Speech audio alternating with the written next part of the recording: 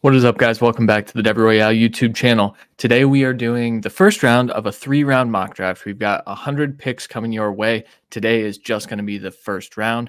We're just going to get right into it, but you do have to watch the intro. And while the intro is playing, make sure you subscribe and like the video as well.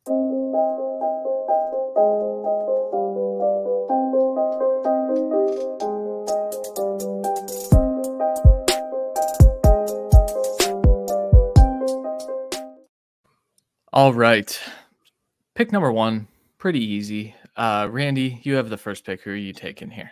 Yeah, I got odds. You got evens. We're going Caleb Williams. Fields is gone.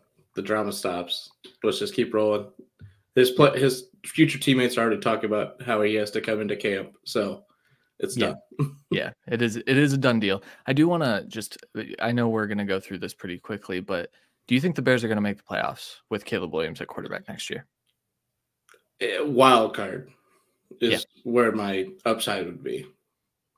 Yeah. This back here says Caleb Williams is the least on Al Gaib. Shout out Dune and shout out Caleb Williams because he is the Messiah and we're excited. We're excited for him in Chicago. You think so? Right. Yeah, he does. Pick 2. I'm on the clock. I went with Jaden Daniels to the Washington Commanders here. I really don't know where this pick is going to go. I think that there's been a lot of smoke. I think that it's going to be a quarterback, but which quarterback I'm still not positive of. All of the buzz has leaned towards Jaden Daniels being this pick, and a lot of the buzz coming out of the combine was that as well. He offers some dynamic rushing upside. He's a good passer. I think that they can scheme some stuff up for him. I think this is a fine pick. I personally would go Drake May, but I think they might go Jaden Daniels. Yeah, makes sense. I would also go Drake May, and I will next, just not for the Patriots. We have the Vikings trading up here for pick 3, giving up both first-round picks, 11 and 23 this year, and a first next year. No one really knows what this conversation is going to be. I've seen like 30 different iterations of it already. So we just went plain and simple. Doesn't really affect our mock in the future of this, besides just this round. So Drake May, quarterback, UNC. Already connection with the coaching staff, especially the quarterback coach. This just makes the most sense, gives them the best chance to continue their playoff pushes. Yeah, I think this has always been the player that they want. I also think they are comfortable taking J.J. McCarthy, and I think when they determined that is when they made the trade to get the extra first rounder. Yeah, they're comfortable with the Patriots want a QB to go with J.J. Yeah, I think that's right. All right, here at 4, we had the Cardinals just standing pat here, taking Marvin Harrison Jr. I think there's a world in which they trade down and trade back up. They did it last year. It's one of those fun scenarios that you can kind of make it work because they have so much capital, but that gets a little risky. It's kind of like in a fantasy football draft when you say, this might be a little early for this person. I'll wait. You can't do that when Marvin Harrison Jr. is on the board. Borderline generational talent. He was told not to do any drills at his pro day. People are freaking out about it. Don't freak out about it. That just means that he is solidified as a top 5 pick. And here he goes to the Cardinals. Yeah, makes sense. Also, they already have 13 picks this year. You can't take 20 picks each draft and have a team. It's not how this works. So they're going to be moving around. It's not moving back here when you have possibly the best player of the draft.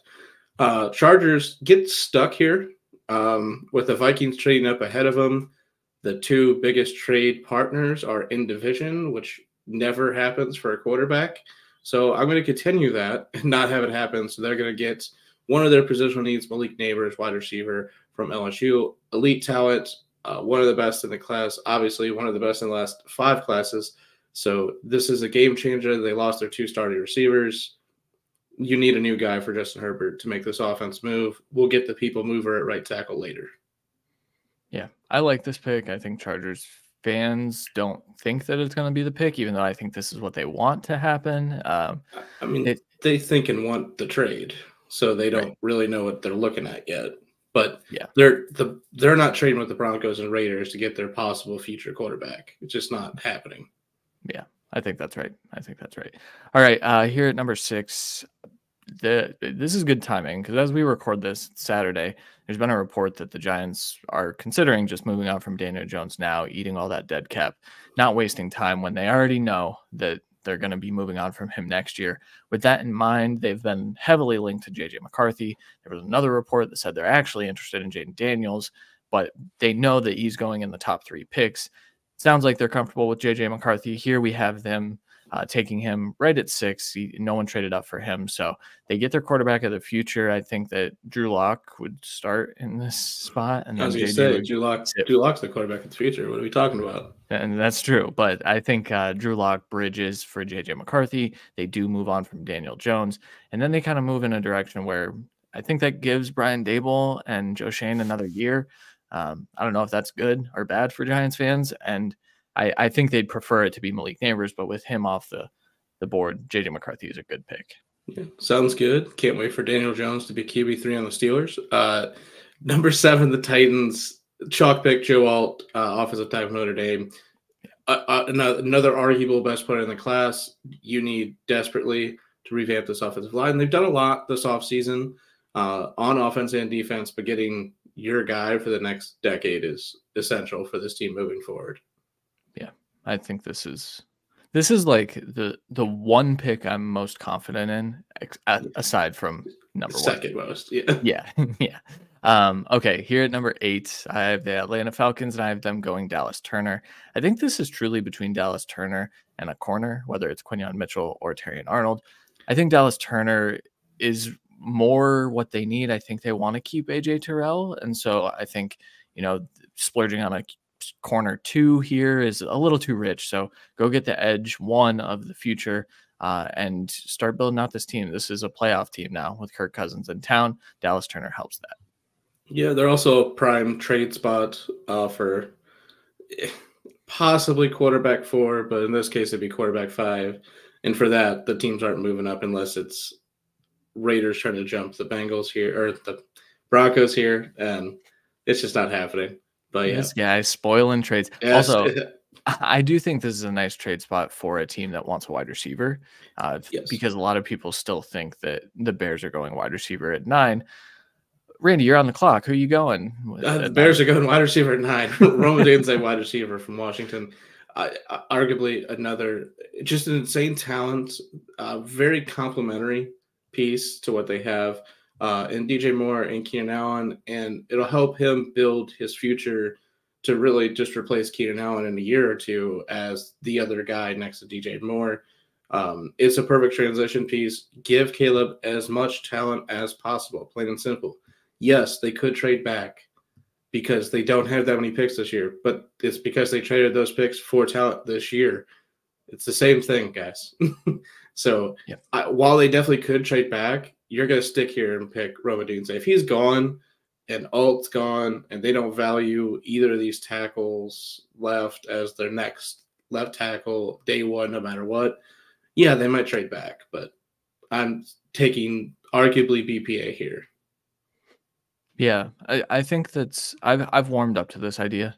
I do think that they need another pass rusher, whether that's Byron Murphy, whether that's Jared Verse, whether that's Dallas Turner. I also think trading back and acquiring more picks is a move that you make when you don't feel you're there. And I think the Bears have put enough pieces around Caleb, and this would be another way to ensure that success continues. I think that's the move. I think we've seen that in Chicago. Tennessee's doing that around Will Levis. I think that this is the way you help a young quarterback, and teams kind of know that now. So I think this is the right pick, and I think this is what they should do. Here at 10, the New York Jets are taking Brock Bowers, tight end out of Georgia. This one's a lot easier now that they signed Mike Williams. I think that they have their starting outside wide receivers.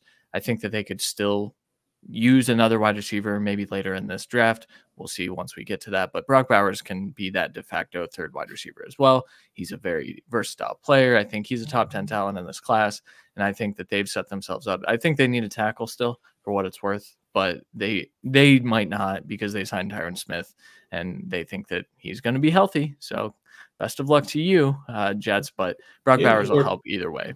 So. Worked well for the Jets last year. 11. I'm just doing pot shots all day here. 11 Patriots with the trade back, taking Olu Fashanu, offensive tackle from Penn State. Yes, he didn't improve leaps and bounds in his run game this year. He still improved. His pass game is exceptional. the Patriots coaching staff will be able to figure out any little nuances he needs to get better at. He's going to be a dominant left tackle of the future for them. Yeah. Yeah, I like this pick for sure. Here at 12, Randy kind of spoiled this a little bit earlier, but we have a bit of a trade up. The Bengals are sending pick 18, pick 49, and a 2025 fourth round pick to the Broncos for pick 12 and a 2025 fifth round pick. Pretty expensive deal to move up, but also makes sense because they're going to get Talisa Fuaga, offensive tackle from Oregon State.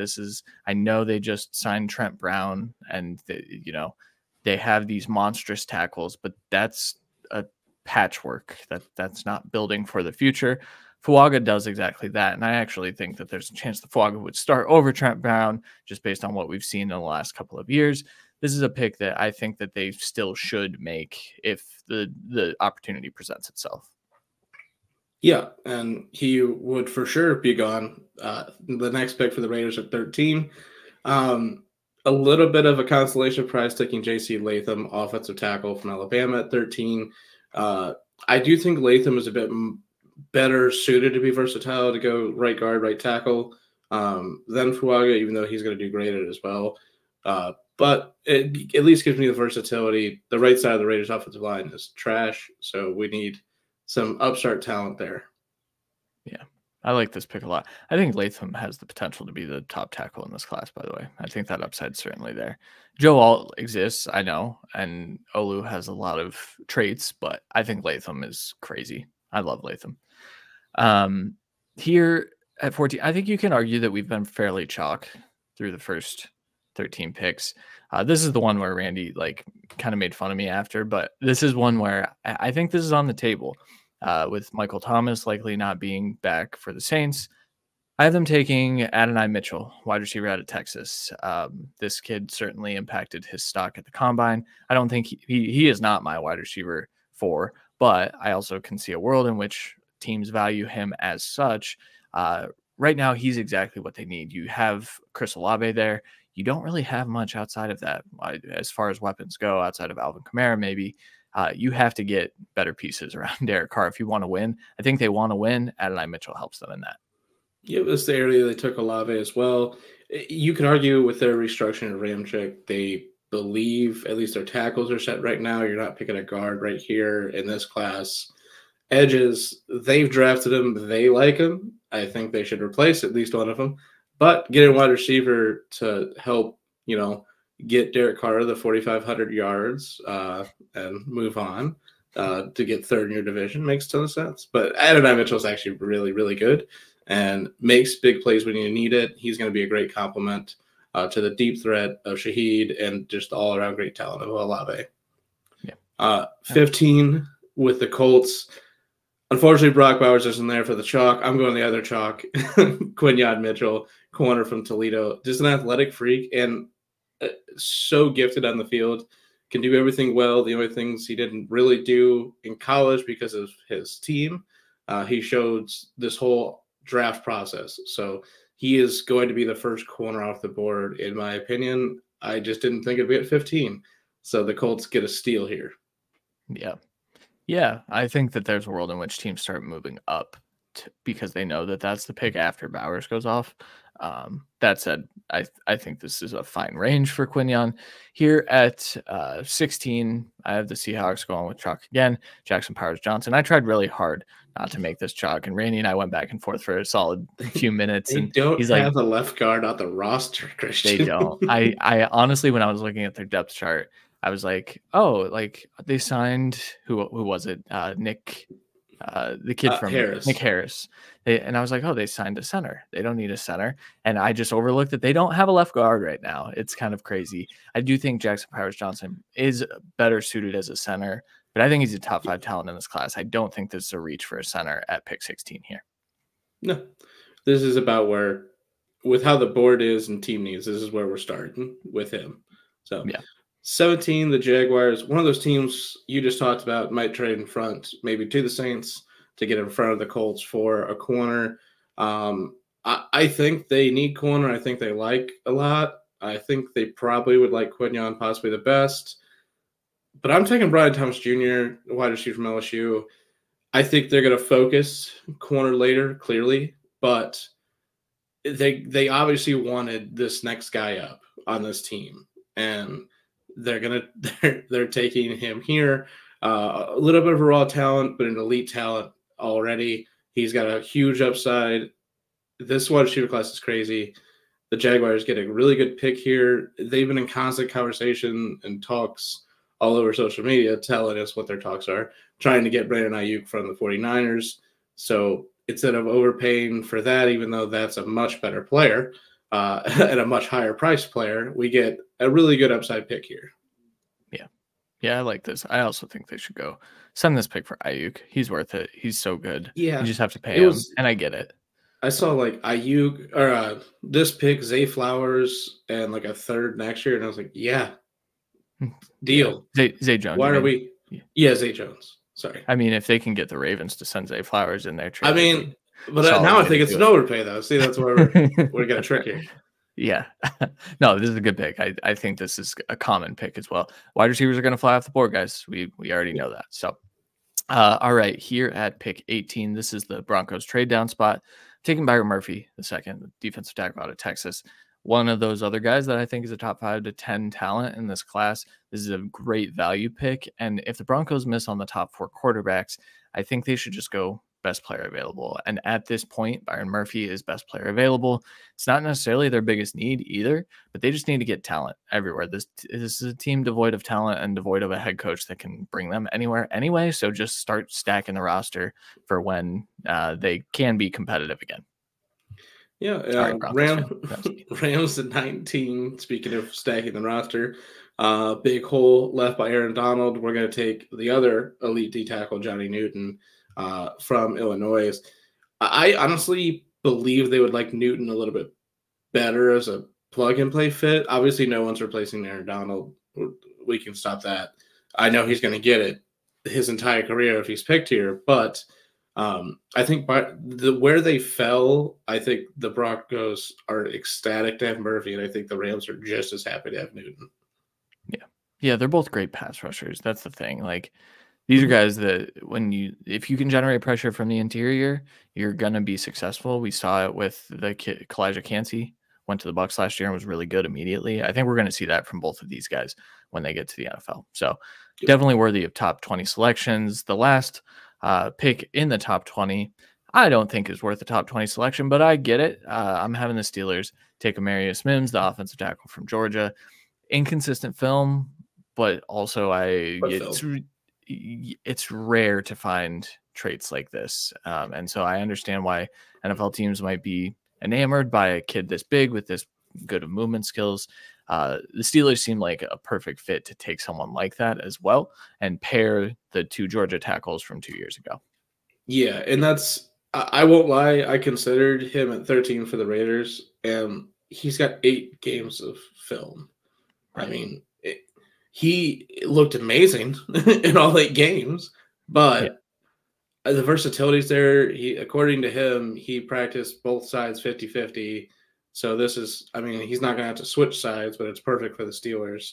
It makes the most sense. The Raiders, I just wanted a more plug-and-play guy, not high upside, even though that sounds crazy, but they need a starting right side of the line, where the Steelers, if Mims for some reason isn't ready day one, I think they're comfortable enough in what they're going to have. If he's beating Mims somehow, he deserves to start over him this year. So fine pick there. Dolphins here at 21, I think get super lucky and get Troy Fautanu, offensive line, because he plays everywhere from Washington. Measurables tested even better than we thought. And then obviously he's just a freak of nature. Tape is off the charts. The Dolphins lost so much this offseason, especially on the offensive line. Getting a guy that's going to be probably one of your best players on the offense, day one, in my opinion, is a good move here. Also, another team that could trade back, especially like this is with how we traded back here with the Patriots, this is a prime trade up for quarterback spot here, in my opinion. But the Dolphins don't want to move out because they got this guy on the board. Yeah. For what it's worth, I want everyone to know that I think Fautanu is better than Amarius Mims.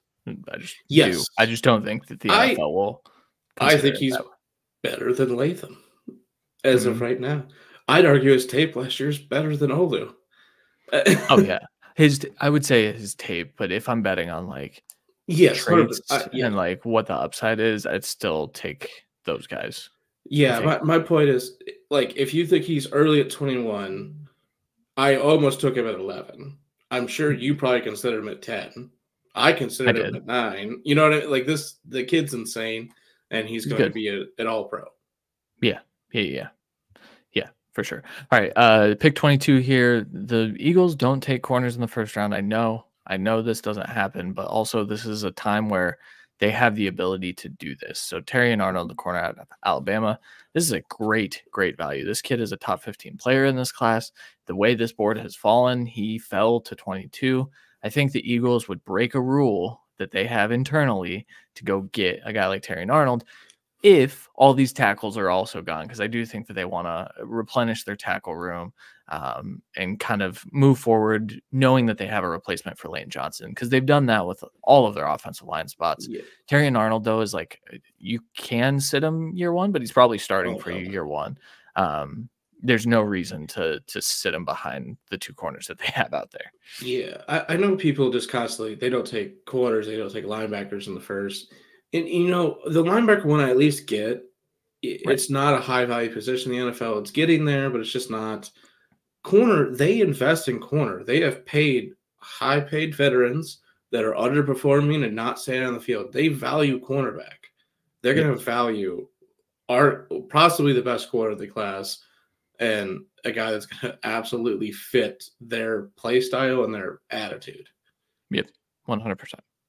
23 Patriots after their trade back. They got their tackle of the future. They got, in my opinion, their wide receiver of the future, Lad McConkey, wide receiver from Georgia. Yeah, I get it. It's slightly early. But just seeing what they like in wide receiver, they already drafted the speed guy that wasn't that great. I know it's a different regime, but it's really not.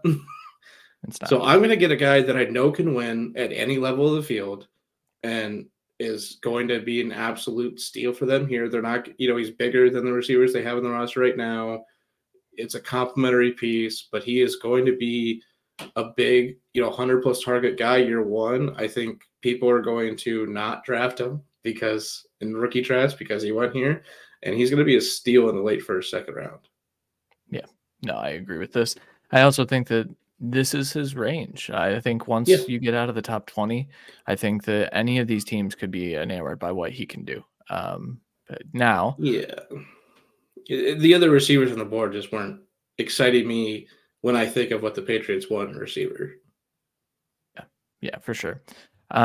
Okay, here at 24, I have the Dallas Cowboys taking Xavier Worthy, wide receiver out of Texas. This is one of those picks where I don't think Jerry will be able to help himself. I know they need an offensive lineman, specifically an offensive tackle. Mm.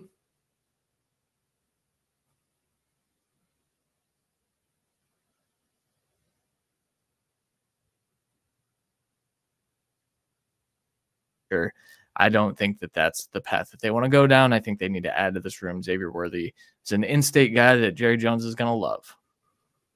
Yeah, and they already moved on from Gallup. They need more receiver help. Obviously, Cooks has been decent, but they need a guy of the future.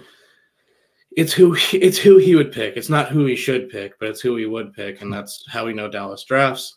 Not the same for the next pick, the Green Bay Packers.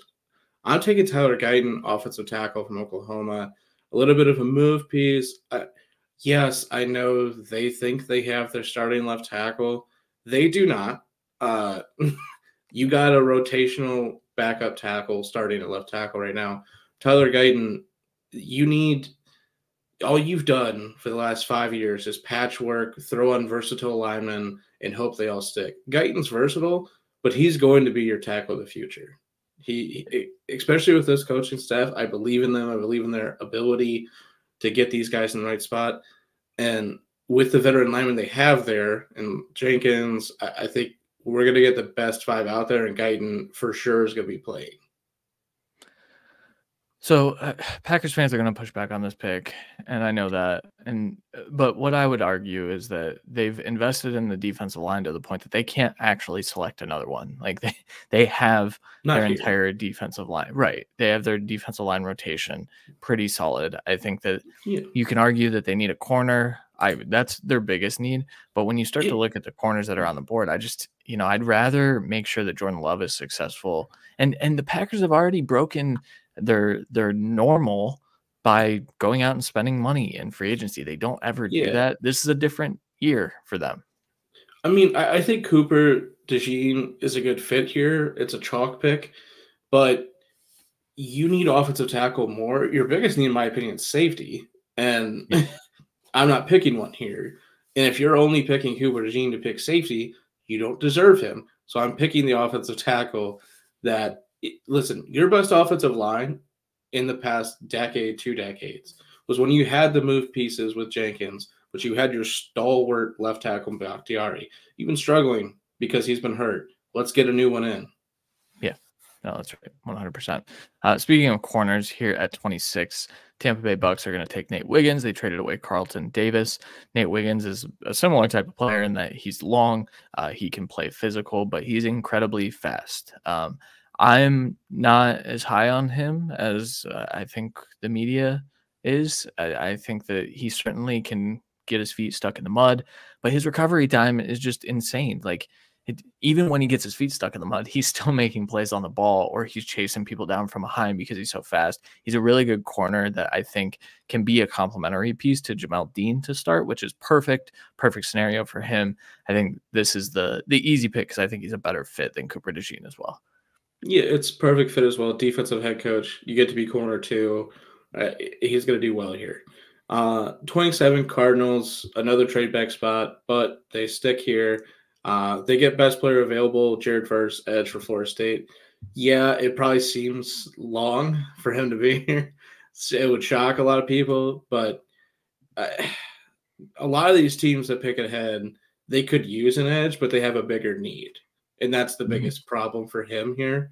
And honestly, the Cardinals need everything, especially edge.